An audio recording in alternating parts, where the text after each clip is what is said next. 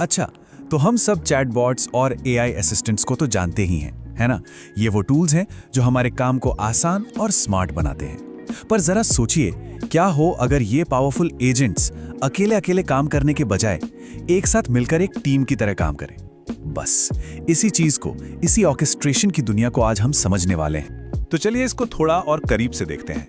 देखिए, एआई से मिलने वाली मदद को हम मोटे तौर पर दो हिस्सों में बांट सकते हैं।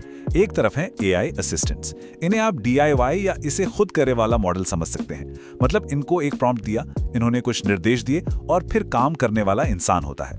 लेकिन दूसरी तरफ है एआई एजेंट्स, और ये हैं डीफाई यानी डू इट फॉर यू।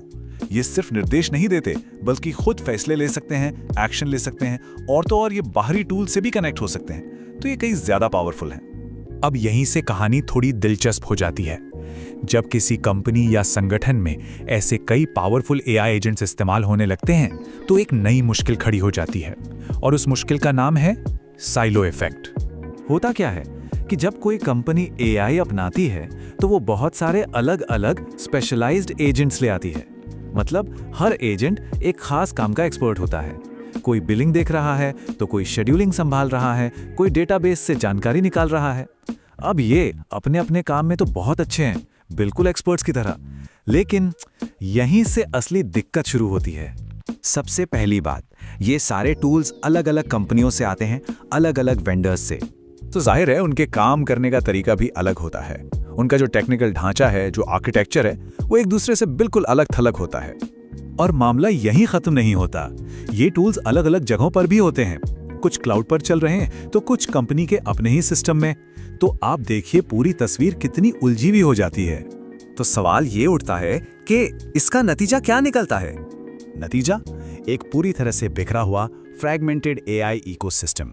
सारे के सारे टूल्स अपनी अपनी अलग थलग दुनिया में काम करते हैं। इसी को कहते हैं साइलो। मतलब उनमें आपस में कोई तालमेल नहीं है, कोई बातचीत नहीं।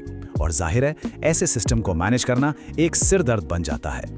लेकिन इस सारी गड़बड़ी और कंफ्यूजन का एक हल है, और यही एंट्री होती है हमारे आज के हीरो की, एआई सुपरवाइजर की। तो इसे कहते हैं ऑर्केस्ट्रेटर एजेंट। अब ये एक बहुत ही स्पेशल किस्म का एजेंट है।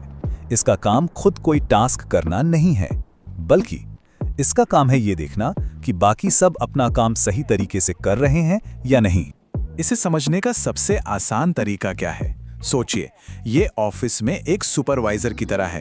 बस जैसे एक अच्छा सुपरवाइजर क्या करता है, वो ये देखता है कि पूरी टीम मिलकर काम करे और वो सही काम को सही इंसान को सौंपता है ना? बिल्कुल बिल्कुल वैसे ही ये ऑर्केस्ट्रेटर एजेंट ये तय करता है कि किसी भी काम के लिए सबसे बेस्ट स्पेशलिस्ट एजेंट कौन है, और फिर वो काम उसे सौंप देता है। तो अब सवाल ये उठता है कि इस पूरे सिस्टम को, इस टीम को एक साथ लाया कैसे जाए? सुनने में ये थोड़ा मुश्किल लग सकता है, पर है नहीं। देखिए, इस एआई सुपरवाइजर को काम पर लगाने के 3 सीधे साधे स्टेप्स हैं। स्टेप 1, सबसे पहले तो ये डिफाइन करना होगा कि काम किस क्रम में होगा, यानी एक वर्कफ्लो बनाना होगा। स्टेप 2, फिर एपीआई इंटीग्रेशन सेट करना होगा। ये जरूरी है ताकि सारे एजेंट्स एक दूसरे से बात कर सकें, डेटा शेयर कर सकें।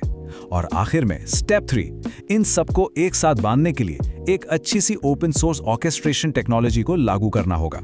ठीक है, तो हमने ये तो समझ लिया है कि ये क्या है और कैसे काम करता है। पर अब सबसे जरूरी सवाल, ये सब करने का फायदा क्या है? आखिर कोई कंपनी इस सिस्टम को क्यों अपनाएगी? सबसे पहला और सबसे बड़ा फायदा है एफिशिएंसी। काम करने की क्षमता बढ़ जाती है।